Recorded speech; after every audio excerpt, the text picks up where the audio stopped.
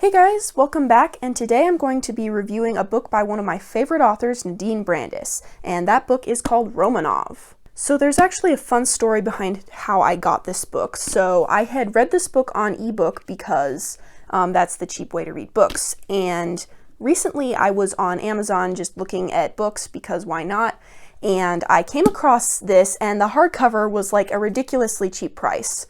Plus shipping, it came out to $7, and I'm like, well, sweet, of course I'm going to get a hardback for $7. So I got it and waited in the mail for ages. It was like a week, and then I opened it, and it said signed edition, and I'm like, what? This is signed? And it's signed. Look, so let me find it. This book was signed by Nadine Brandes, and Nadine Brandes is like one of my favorite modern authors. Like, the only author above her is C.S. Lewis, so like, this is awesome. But anyways, that is the story of how I got the physical edition of this book and reread it, and so today I'm going to review it for you. So Romanov is probably my least favorite of Nadine Brandes' books. So she has read 5 books, I've read them all.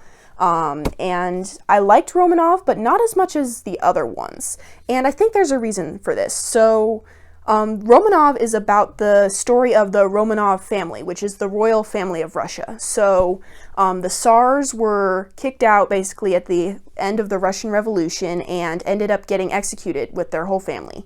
And there has been a series of theories by people who believe that maybe some of them escaped, particularly the daughter Anastasia and the son Alexei. I assume that's how you pronounce his name. But there is a little fandom, I guess, around that. And there's this movie called Anastasia, which I have never seen, have no idea what it's about, but it's kind of telling that story in a fantasy way. And that was part of the inspiration for this book. So this is historical fantasy, and it's basically the story of the Romanovs' execution and how Alexei and Anastasia might have survived it, including magic. So inherent in the subject matter of this book, this gets pretty dark. So I don't really know about many other Anastasia retellings, but this one, the author specifically says she tried to be fairly historically accurate, which is funny because it's a historical fantasy, but she is historically accurate. She goes over their captivity very accurately and what happened and all the emotions and, you know, everything that happened resulting from their captivity. She goes very detailed and very accurate about. And in the execution, which is inherent in this book because that's basically the whole point of the story, she's very realistic with the effects it has on the survivors and the emotions that come after that. And I appreciated that, just in that it didn't belittle what happened. At the same time, that did make it a bit of a heavy book. Now, I'd like to talk about theme on this channel, and that is one thing that makes this book very stand out, I guess, is that it is dark. But there are beautiful themes that come from this darkness and are necessary to this darkness. Not surprisingly, forgiveness. So this takes an interesting view at the Romanov family and at the Tsar, whatever his name is, Nicholas, whatever, and kind of uses his character to show how being humble and having forgiveness is important. And it's very interesting in the context of this horrible, horrible thing that happens to the Romanov family, to see how these themes of humility and forgiveness are important and are still there and still beautiful. So I guess that brings me to a part of the end that I didn't really like. So inherent in this book is there's this romance between Anastasia, main character, and Zash, who is a Bolshevik soldier. Bolsheviks are the communist people who took over Russia and executed the Romanovs.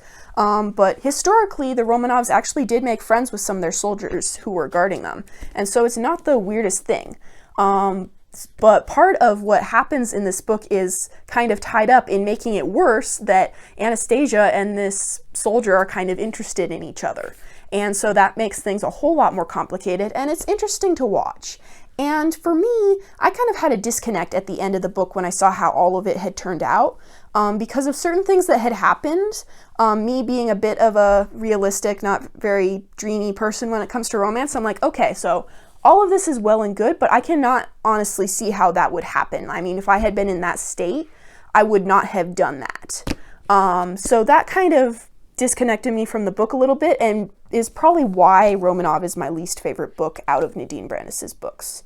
Then again, the outcome of the romance was very much tied up in the themes of the book and tied up in the good outcome, obviously, because good endings are really nice. And it contributed to the healing in the book. There's a lot of darkness, but there's healing at the end. And that romance that I felt wasn't very realistic did have a healing aspect to it. And so I did appreciate that it wasn't just in there for nothing.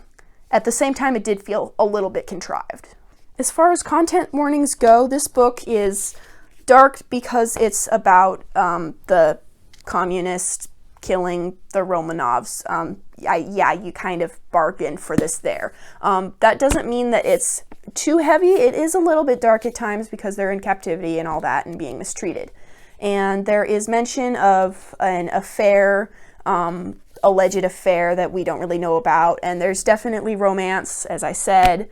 There isn't anything else that's really bad, which is something I appreciate about Nadine Brandes' books. If there are things in them, they're there for a purpose, and they're not like, oh my goodness, they just swore for no good reason. But it's there to make it real, but not too far beyond that. So I liked that about Romanov. Overall, there were some things I didn't like about this book, but this is still one of my favorite authors, and this is still a really good book. I would definitely recommend it, especially if you're one of those people I can't really relate to, but who are interested in the whole Anastasia, the Romanovs, that family thing. If you're interested in that book, this is definitely a good book to read. It was very interesting, and I never really mentioned the magic system very much. The magic system was interesting. But yes, this is historical fantasy. It's good historical fantasy, and I would definitely recommend it. Alright, that's all for today. So I'm sorry I haven't been posting as frequently lately. I have been in a bit of a reading slump and a writing slump, which is probably a really terrible idea because with all this social distancing stuff, you'd think that you'd want to read more. So I'm trying to train myself out of that.